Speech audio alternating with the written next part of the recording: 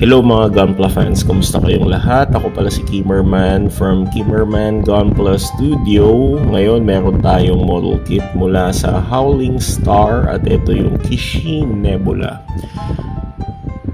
Hindi ko alam kung anong pinagbasihan dito sa model kit na to. Aside sa nakita ko ito sa Hobby Link Japan previously at nagulat ako meron binibenta rin pala na model kit from China ang Hobby Link Japan. So hindi ako familiar kung ito ay isang video game or anime sa China. Correct me if I'm wrong. I stand corrected. You can put it in the comment section kung ano talaga yung original na pinanggalingan nitong Kishin Nebula. Anyway, ang ganda kasi ng kit na ito. Gusto ko yung uniqueness ng kit. Lalo na yung metallic blue color parts niya. Tapos may contrast ng white and clear green plastics, which makes this kit stand out a bit sa mga collection ko. Samahan pa ng metallic gray color na inner frame parts at saka ng weaponry. So ang ganda. Tapos meron pa siyang mga gold accents dyan na nagpatingkad lalo sa uniqueness ng kit na to.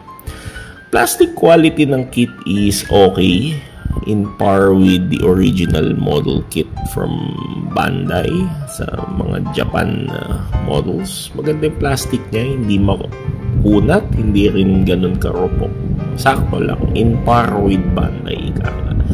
So let's go with the articulation ng kit. So ang head niya, ang daming matutulis nga lang dito sa kit na ito. So ingat lang kasi baka matusok kayo. Yung ulo ng kit ay mukhang flag or flag mobile suit dun sa Gundam 00. So may pagka may pagka grand suit ng style, which is unique at nagagandahan ako. Lalo na yung tip na ito, clear green plastic, yung tip na yan. So ang galing, unique na unique. Tapos yung mata niya is clear green din. Okay, so sobrang cool. Tapos nakakaikot siya ng 360 degrees, pero medyo stiff nga lang yung joint.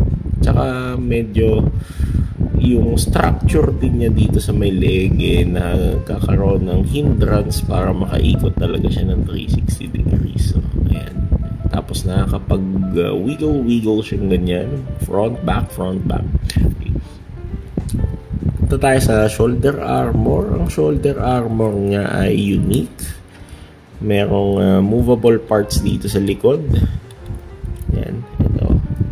May movable parts siya dito. Tapos nakakaikot ito 360 degrees, walang problema. Tsaka napaka-dynamic ng kanyang kamay or braso. Pwedeng mag move inward and outward like that. Pagdating naman dito sa kanyang siko, kaya nitong mag-bend ng ganito. Medyo annoying lang yung baril niya dahil sobrang haba. Ang haba, nakakainis actually. Pero unique astigo, di ba? Ang haba ng kanyang baril.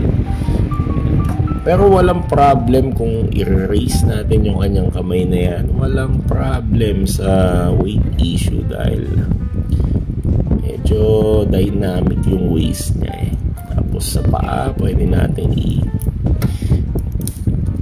i-bali ng pagganito. Okay. So, okay, kahit nakatakong pa yan, in partida nakatakong yung kit na yan. Tingnan mo yung structure ng paa niya, takong, parang sa mga barbatos. Okay. Sa waist niya, yun lang, medyo loose, parang loose yun dito sa kanyang waist. Front and back siya. And depende sa bigat ng armas niya. So, ayun, nakaka-contribute sa unnecessary movement yung kanyang waist. Medyo nakakainis. Tapos, ayan, pwede siyang pwede mag-rotate yan. Nakakapag-rotate siya ganyan. Pwede siyang umikot konti. Pero hindi masyado. Kasi ano siya, limited dahil dun sa structure dito sa kanyang parang front skirt. Dahil wala naman siyang side skirt, and yung front skirt niya eto lang, minimal lang, wala yung nakadampi dito sa hita. Kaya niyang sumipa ng mataas. So ayun, narinig nyo, medyo makunat yung plastic niya. Kaya niyang sumipa ng ganito kataas. Kaya ring mag-bend kaso yung pag-bend niya medyo nakahinder tong parang flip or flop dito sa may sheen armor niya. So hindi masyadong mabend ng maayos So ganun, hindi natin mabend, hanggang dito lang yung pag-bend niya. Tapos dito sa likod ng kanyang legs ay may parang flap dito, may hinges. Ayan. Pwede mag-move upward and downward. Ma-adjust din siya. Pwede siyang ma-adjust pa ganito. Ayan. Ayan. Parang may mechanism siya na ganito. Tapos makikita natin yung vents doon. So, ayan. Ayos. Ang ganda rin tingnan. Pero mas gusto ko siyang nakababa na ganito.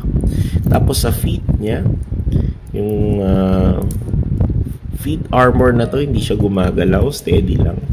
Pero yung main feet niya na may takong na parang Barbatos Lupus, pwedeng mag sideways and move, plantar extend and plantar flex like that. Yung takong niya pwede rin mag open and close like this or move like this. Yan. For more dynamic poses. Okay, yung front or yung back skirt, I mean, ito ay may movement na up and down. Tapos meron siyang blade dito. Pwede natin itong tanggalin at magiging melee weapon nung kit. Actually, itong blade na to pwede rin natin isabit dito sa tagiliran niya. Marami kasi siyang points, peg points, kung saan pwede natin yan i-transfer dito sa tagiliran o kaya kahit saan dito. Ayan. Pero mas gusto ko dito siya sa sa back skirt kasi mas unique siya tingnan. Ayan. So, pwede rin siyang bumuka pa ganito. Ang galing, di ba? Ang angas. Tapos sa baril niya, ang baril niya actually mayroong connector dito. Ayan. May connector dito sa forearm niya para ayan, ipapasok mo dito at ayan, ipapakawit mo dun sa daliri Gundam. Anong kit na yan. Tapos iano mo dito. Ipepeg mo siya dito. Ganyan. Para hindi siya malaglag. So, yung kit na ito, by the way, pinalitan ko yung sa kamay niya. Ginawa kong Dalin decal hand yung kamay para ayoko kasi ng interchangeable hands. Kaya pinalitan ko na lang ng Dalin decals. Ganyan. Medyo flimsy na siya kapag nilaro mo. Kaya hindi ko masyado itong nireview or nilalaro kasi alam ko flimsy itong kit na to in the long run. So, ganyan lang siya. Tingnan mo yung arms nga lang niya, flimsy na tsaka waist. Ayan. So, medyo may inis ka na rin laruin or i-post ito someday. Anyway, nagustuhan ko lang naman talaga dito yung design. Etong kit na to, pwede mo palang i-convert dun kay Kishin. Kaso mukha lang siyang inner frame. Wala siyang kakwenta-kwenta. Kaya mas maganda talaga na gawin mo na lang siyang nebula para maging ganito yung itsura niya. Appearance. Ayan. Masyadong exaggerated yung movement ng kanyang waist. So, is this a must buy? For me, 50-50. Actually, madali lang naman siyang gawin. Beginner can assemble this, yung mga beginner modelers or builders. Pero much better kung ikaw ay intermediate builder kasi mas maraming maraming pyesa dito na tricky kabit. Kaya much better dun magpaka-intermediate ka muna bago ka bumuo nito. Gano'n ba katangkad tong kit na to? So, compare natin dito kay Astrea Type F. So, matangkad siya. Compare sa mga regular size Gundam model kit na master grade. And then, ang ganda tingnan, kulay blue. green and white with silver. Metallic gray, I mean, yung color niya. So this is a must buy, especially for intermediate to advanced builders. So thank you so much for watching this short review, and see you next time. Goodbye. God bless. Take care.